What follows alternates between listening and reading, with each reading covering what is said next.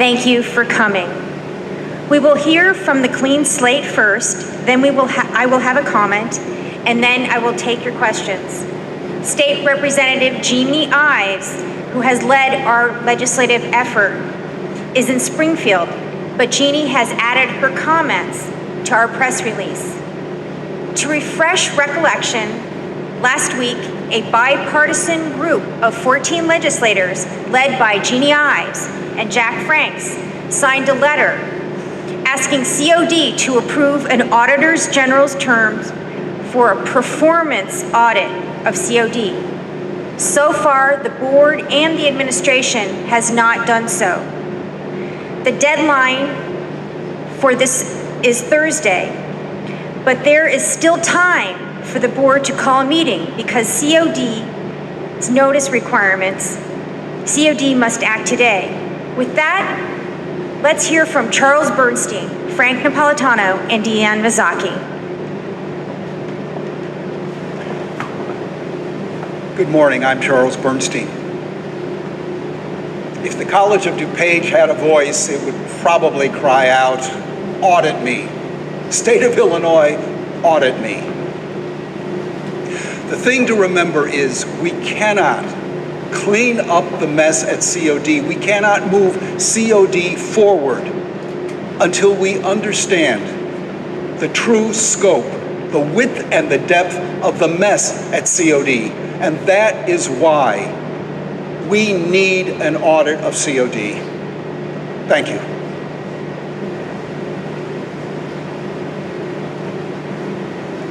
Good morning. My name is Frank Napolitano. Thank you for joining us here today. The public has lost its faith in the College of DuPage Board. It must move forward with the much-needed State Auditor General's performance audit. Avoiding the audit is a slap in the face of the taxpayers with whose money the board has been entrusted with. Thank you.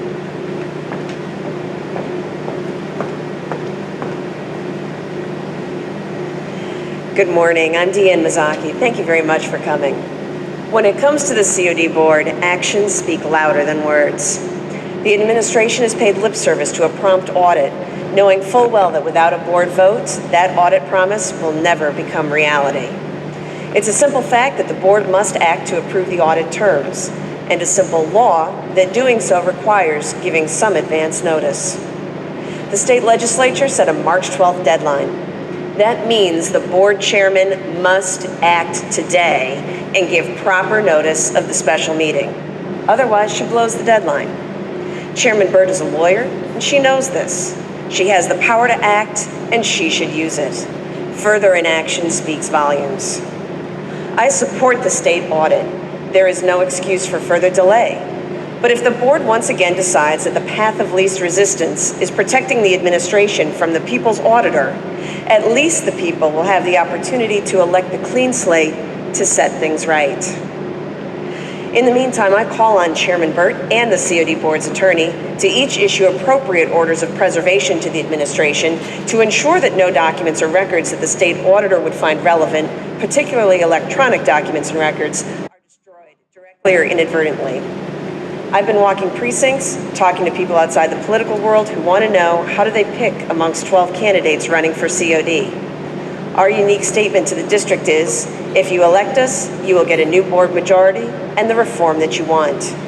COD will be back on track. We will give COD the bold leadership it needs to make important calls on a timely basis.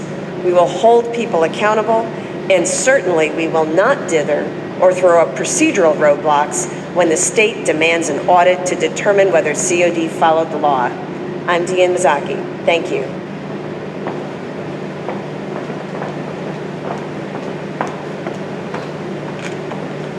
Thank you, Deanne, and thank you, Frank, and thank you, Charles. As Vice Chairman of the College of DuPage Board, I am calling on my colleagues, Kim Savage, Nancy Sepota, and Joe Wozniak to join me in calling for a Thursday meeting. Actions speak louder than words. So I ask these three, Savage, Sepota, and Wozniak, to act. they can show that they are not hiding from the Auditor General or what he might find at the College of DuPage. Thank you very much.